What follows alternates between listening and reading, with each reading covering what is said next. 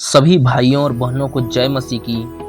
परमेश्वर के नाम की स्तुति और महिमा हो। फिर से मैं आप सभी का स्वागत करता हूं हमारे एक और नए वीडियो के माध्यम से, और विश्वास करता हूं कि परमेश्वर ने आपको और आपके परिवार को सुरक्षित रखा है और संभाला है।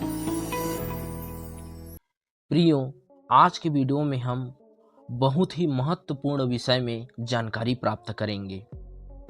हमारा विषय है, क्या बाइबल यह भविष्यवाणी करती है कि अंत समय के आने से पहले विश्व युद्ध 3 होगा कि नहीं होगा। इसी के विषय में आज हम इस वीडियो के माध्यम से जानने का प्रयास करेंगे।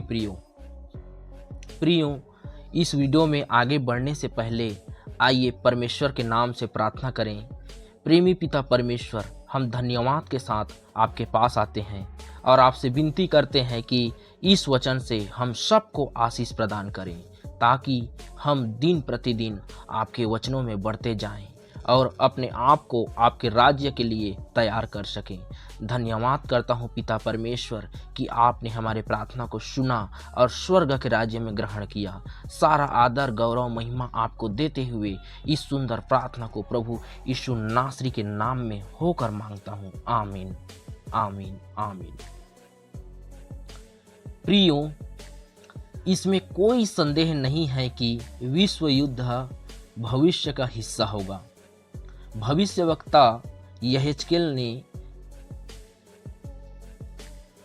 गोग और मगोग की लड़ाई की भविष्यवाणी की है, जो कि क्लेश काल से पहले या इसके मध्य के किसी समय के आसपास घटित होगी। प्रियो, भविष्यवक्ता यहेजकेल ने अध्याय 38 में हम देखते हैं, पढ़ते हैं पहला वचन को। फिर यहोवा का यह वचन मेरे पास पहुंचा, हे मनुष्य के संतान, अपना मुंह मागोग देश के गोग की ओर करके, जो रोश मेशेक और तुबल का प्रधान है, उसके विरुद्ध भविष्यवाणी कर और यह का, हे गोग, हे रोश मेशेक और तुबल के प्रधान, परमेश्वर यहोवा यो कहता है, देख मैं तेरे विरुद्ध हूँ। प्रियो, यहाँ पर परमेश्वर उस गोग और मगोग के विरुद्ध है। ये गोग और मगोग कौन है प्रियो? ये गोग और मगोग नाम उन बुरी ताकतों के लिए प्रयोग किए जाते हैं जो उस समय माने अंत के समय में महान संघर्ष में शैतान के साथ शामिल होंगे। शैतान के पक्ष से ये गोग और मगोग लड़ाई करेंगे। प्रियो, दूसरा यहाँ पर लिखा है क्लेश काल। प्रियो, ये क्लेश काल क्या है? प्रियो, बाइबल में बताया गया एक भविष्यवाणी वाला समय है जब परमेश्वर के लोगों पर अत्याचार होगा। बाइबल के मुताबिक मसीह की वापसी से पहले क्लेश काल आएगा। इस दौरान क्लेश बहुत भयानक होगा और यह प्राकृतिक आपदाओं, युद्ध और दुनिया को बदलने वाली घटनाओं के साथ आएगा। प्रियो, ये दो क्लेश काल और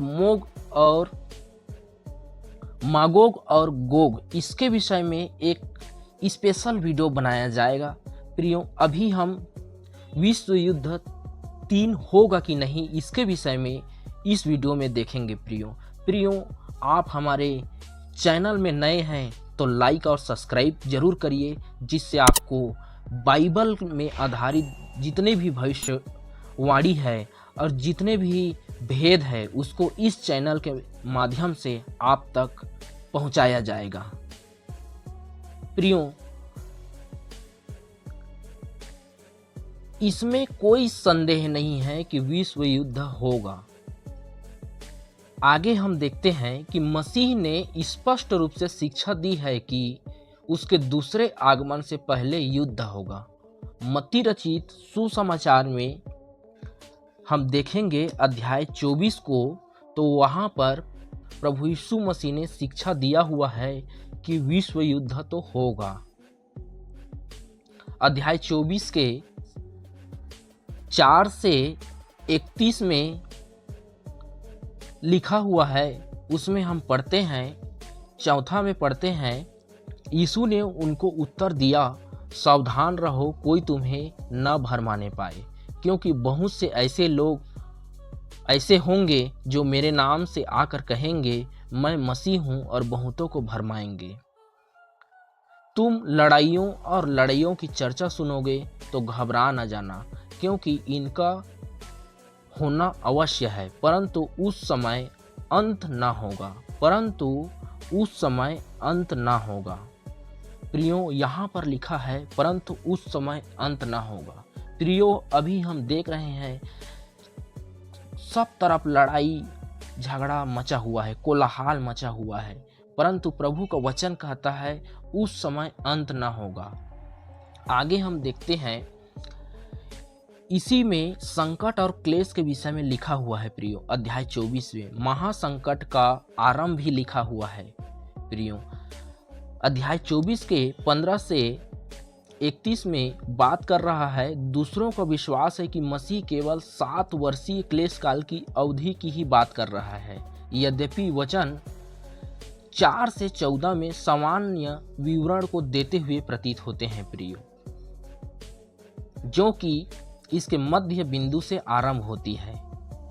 प्रियो, प्रकाशित वाक्य अध्याय 6 के 1 से 8 वचन में हम देखते हैं, फिर मैंने देखा कि मेमने ने उन 7 मुहरों में से एक को खोला और उन चारों प्राणियों में से एक का गर्जन के समान शब्द सुना।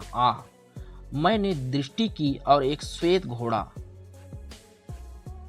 है और उसका सवार धनुष लिए हुए और उसके एक मुकुट दिया गया है, और वह जय करता हुआ निकला कि और भी जय प्राप्त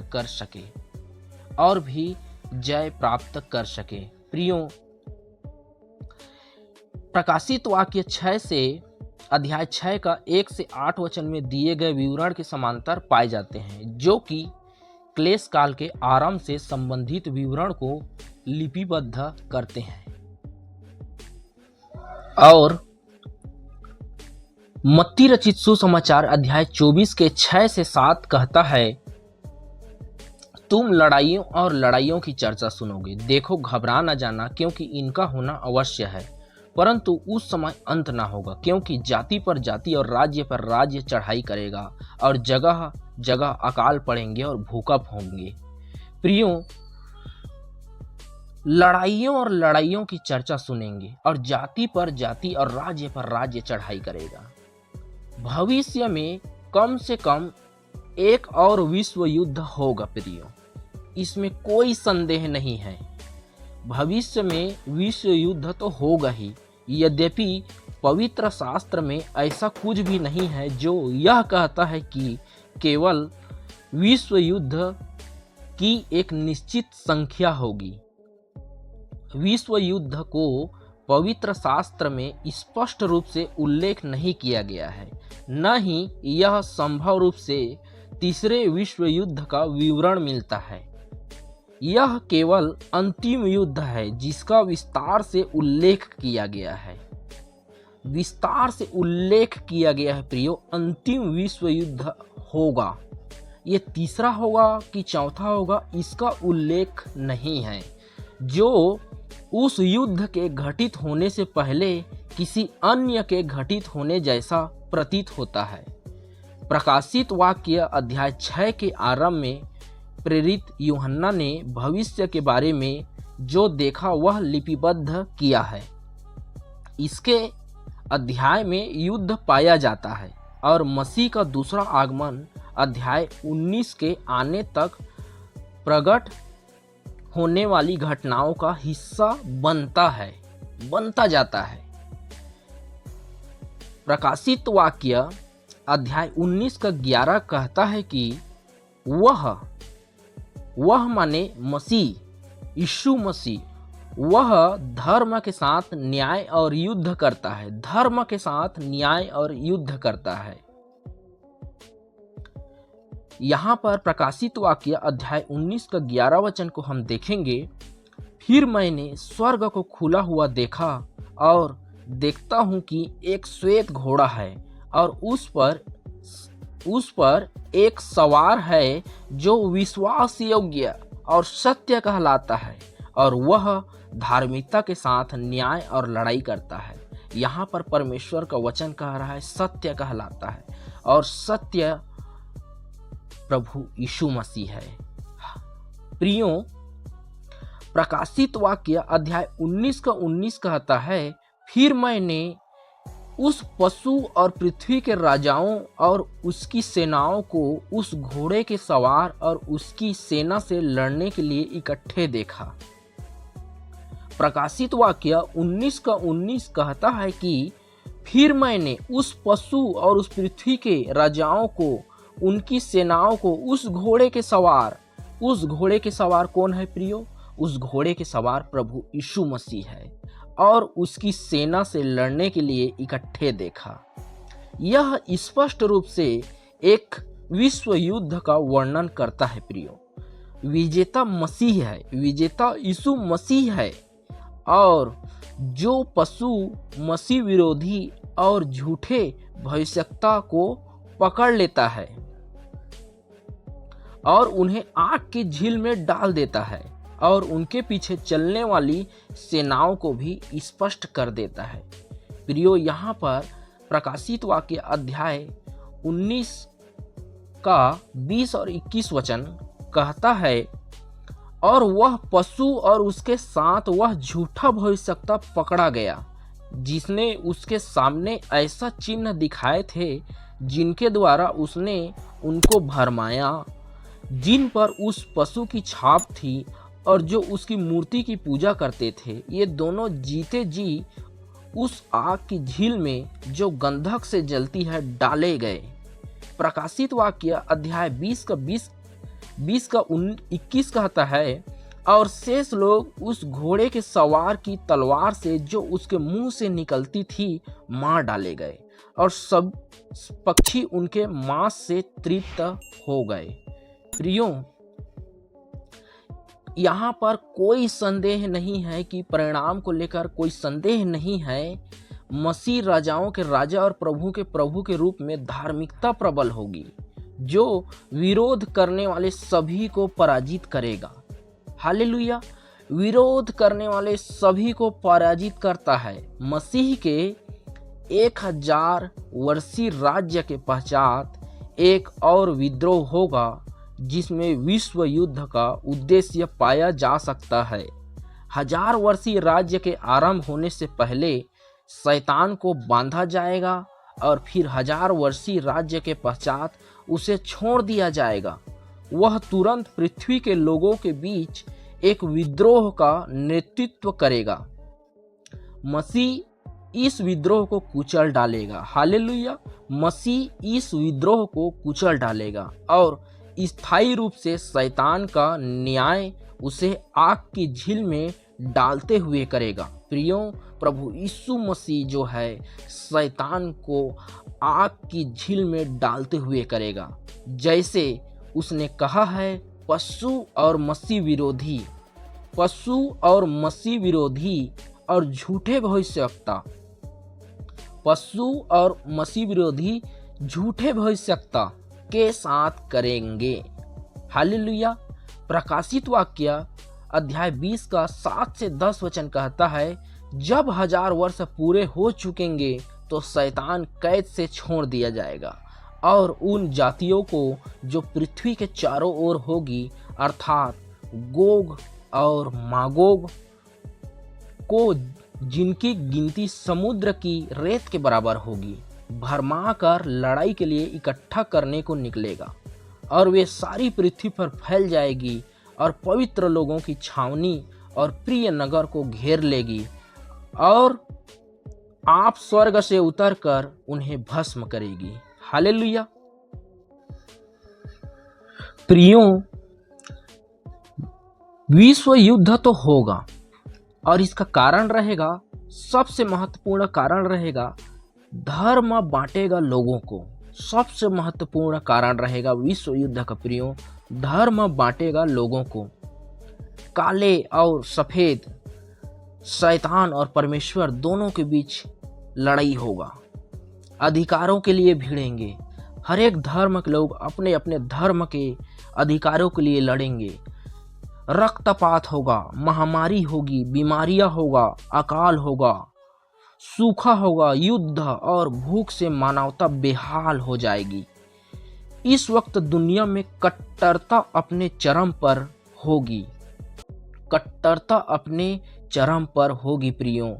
कट्टरता के ही कारण दुनिया तीसरे विश्व युद्ध को झेलेगी प्रियो, कट्टरता के ही कारण। परंतु परमेश्वर का वचन कहता है वहां पर मुसीबतें, निराशा और बुराई से भरी जिंदगी तो होगी, साथ ही इन सब के बीच आशा और एक उम्मीद की किरण भी होगी। वो हमारे प्रभु यीशु मसीह के माध्यम से होगी प्रियो।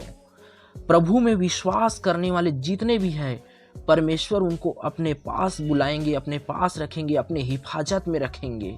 परंतु जो प्रभु को विश्वास नहीं करते हैं या उसके विरुद्ध में षड्यंत्र करते हैं या फिर झूठे भविष्यवक्ता उठ खड़े हुए हैं, उनको उस आग में डाला जाएगा प्रियो। उस आग में डाला जाएगा, उसे तड़पाया जाएगा, जहां सिर्फ और सिर्फ दांत पीसना होगा। इसीलिए प्रियो, अपने आप को पवित्र रखें, शुद्ध रखें और परमेश्वर के संगति में लवलीन रहें प्रियो। परमेश्वर के संगति में लवलीन रहें और प्रभु के राज्य में आगे बढ़ते जाएं। बाइबल को पढ़ते जाएं प्रियो और प्रभु के राज्य में आगे बढ़ते जाएं, वचन को समझें। और इस वीडियो में हम तीसरा विश्व युद्ध के विषय में हम लोग जानने का प्रयास किए हैं प्रियो। तीसरा विश्व युद्ध होगा, परंतु बाइबल की जो भविष्यवाणी है वो तीसरा विश्व युद्ध के बारे में हमें नहीं बताती है। वो अंतिम विश्व युद्ध के बारे में बताती है, जिसमें परमेश्वर स्वयं आएंगे और स्वयं दुष्टों का नाश करेंगे और जो उनके चाहने वाले हैं उनको साथ में अपने रखेंगे। हालेलुया प्रियो, इस वीडियो को आप सभी ने देखा है, इसके लिए मैं आप सभी का धन्यवाद करता हूँ। इस तरह के और सुसमाचार के लिए, इस तरह के और वचनों के भेद को जानने के लिए, इस तरह के और बाइबल की भविष्यवाणी को जानने के लिए हमारे चैनल जीसस इज ग्रेस को सब्सक्राइब जरूर करें। आप सभी को जय मसीह की। मिलते हैं एक और नए वीडियो और एक और नए कहानी के साथ। आप सभी को जय मसीह की।